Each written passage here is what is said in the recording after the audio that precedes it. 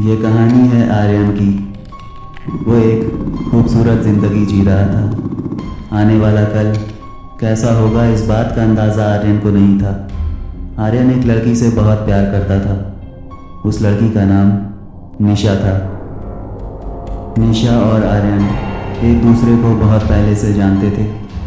उनके परिवार भी आपस में काफ़ी मिलते जुलते रहते थे। शुरुआत में निशा और आर्यन काफ़ी अच्छे दोस्त थे क्योंकि वो एक ही स्कूल में थे।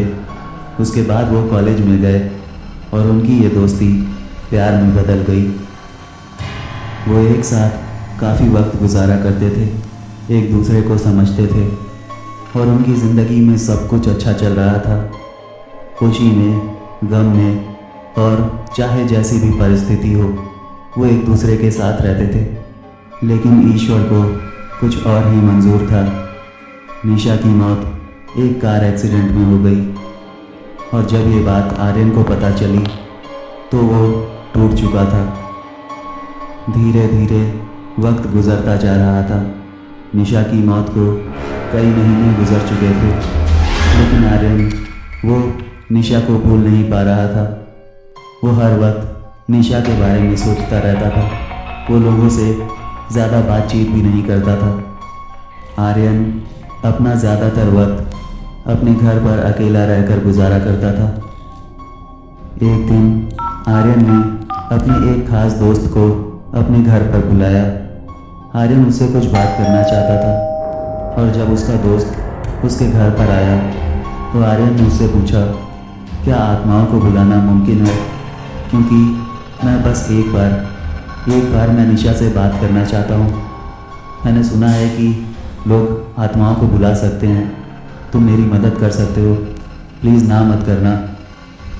आर्यन के दोस्त ने जवाब दिया, हाँ मैंने भी ये सुना है, लेकिन मेरा यकीन मानो, मैं इन बातों पर यकीन नहीं करता क्योंकि मुझे नहीं लगता कि ऐसा कुछ हो सकता है। आर्यन मेरी बात मानो, निशा को भूल जाओ और अपनी ज़िंदगी में आगे बढ़ो। आर्यन ने उससे कहा, देखो मेरी बात सुनो, मैं बस एक बार निशा से बात करना चाहता हूँ और कोशिश करने में क्या जाता है। तुम जिस किसी को भी जानते हो, कोई भी ऐसा इंसान जो ये कर सकता है, प्लीज़ उससे बात करो। तुम मेरे दोस्त हो, प्लीज़ मेरे लिए ये करो। आर्यन के दोस्त ने जवाब दिया, ठीक है, मुझसे जो कुछ भी हो पाएगा मैं वो तुम्हारे लिए ज़रूर करूँगा। ये सब कहकर आर्यन का दोस्त वहाँ से चला गया। कुछ दिन के बाद आर्यन और उसका वो दोस्त, वो दोनों कई जगहों पर गए, ऐसे लोगों से मिले जो आत्माओं को बुला सकते थे। उन्होंने कोशिश की पर किसी ने भी निशा की आत्मा से बात नहीं की। आर्यन ये कोशिश लगातार करता रहा। वो ऐसे लोगों से मिलता रहा जो लोग आत्माओं से बात कर सकते थे, वो लोग जो आत्माओं को बुला सकते थे, लेकिन आर्यन को कुछ भी हासिल नहीं हुआ। आर्यन हार मान चुका था। उसने ये मान लिया था कि अब वो निशा की आत्मा से बात नहीं कर पाएगा क्योंकि कोई भी उसकी मदद नहीं कर पाया था। आर्यन धीरे धीरे इन चीज़ों को भूल रहा था। वो फिर से अपनी नई ज़िंदगी की शुरुआत करना चाहता था। आर्यन फिर से जॉब करने लगा था और धीरे धीरे सब कुछ ठीक हो रहा था। एक रात आर्यन सो रहा था और अचानक उसकी आँख खुल गई और उसने दीवार पर एक दिल बना हुआ देखा। उसे देखकर ऐसा लग रहा था जैसे कि कोई किसी तरह का मैसेज देना चाहता हो, लेकिन आर्यन ने इस बात को नज़रअंदाज कर दिया और चुपचाप सो गया। अगले दिन जब वो ऑफिस जा रहा था तो उसे रास्ते में एक दीवार पर फिर से दिल बना हुआ दिखाई दिया। आर्यन को इसका मतलब समझ नहीं आया, लेकिन ये सब कुछ आर्यन के साथ बार बार होने लगा। कभी दरवाजे पर तो कभी शीशे पर, कभी दीवार पर। अक्सर आर्यन को दिल बना हुआ दिखाई देता था। आर्यन को लगने लगा था कि ये निशा की आत्मा है जो मुझे ये बताना चाहती है कि वो मुझसे बहुत प्यार करती है। इस बात से आर्यन बहुत खुश था। आर्यन धीरे धीरे नॉर्मल होता जा रहा था और अपनी ज़िंदगी में आगे बढ़ रहा था। उसे ऐसा लगता था जैसे निशा हर वक्त उसके साथ रहती है। वो बहुत खुश था और एक दिन आर्यन ने ये बात अपने दोस्त को बताई, पर उसके दोस्त ने कहा कि ये सब कुछ तुम्हारा कोई वहम है, मेरे ख्याल से तुम्हें किसी डॉक्टर के पास जाना चाहिए। इस बात पर आर्यन नाराज़ हो गया और उसने अपने दोस्त से झगड़ा कर लिया। वो किसी की भी बात नहीं सुनता था। जो कोई भी आर्यन को समझाने की कोशिश करता था, आर्यन उससे बात करना बंद कर देता था। आर्यन के मॉम डैड ने भी इस बारे में आर्यन से कई बार बात की।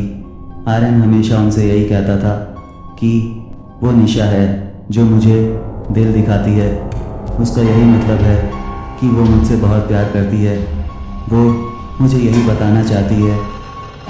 आर्यन के मॉम डैड ने कहा, देखो बेटा, ये कोई इत्तेफाक हो सकता है या फिर तुम्हारा वहम भी हो सकता है। इस बात पर इतना ध्यान मत दो, निशा को भूल जाओ और अपनी ज़िंदगी में आगे बढ़ो। आर्यन ने जवाब दिया, मुझे कोई फ़र्क नहीं पड़ता कि आप लोग क्या सोचते हैं या फिर मेरे दोस्त क्या सोचते हैं। मैं जानता हूँ निशा मेरे साथ है और वो हमेशा मेरे साथ रहेगी। ये कहकर आर्यन अपने कमरे में चला गया। आर्यन ने अपने कमरे की दीवारों पर निशा की बहुत सारी तस्वीरें लगा रखी थी। वो हर रोज़ उन्हें देखता था और उनसे बातें किया करता था। इसी तरह कई दिन गुजर गए। आर्यन को सपने में भी धड़कता हुआ दिल दिखाई देता था। ये देखकर आर्यन को कभी डर नहीं लगा, बल्कि वो हमेशा ये सोचता था कि निशा उसे बताना चाहती है कि वो उससे कितना प्यार करती है। एक दिन की बात है, आर्यन अपनी माँ से बातें कर रहा था और अचानक उसे हार्ट अटैक आया। उस वक्त उसे बहुत ज़्यादा दर्द हो रहा था और उसी वक्त उसे याद आया कि उसे हर जगह दिल क्यों दिखाई देते थे। उसे समझ में आ गया था कि निशा उससे ये नहीं कहना चाहती थी कि वो उससे बहुत प्यार करती है, बल्कि निशा ये बताना चाहती थी कि आर्यन, तुम्हारा दिल कमज़ोर है और तुम मरने वाले हो। कुछ देर के बाद हार्ट अटैक से आर्यन की मौत हो गई और इस तरह इस कहानी का एक अजीब अंत हुआ।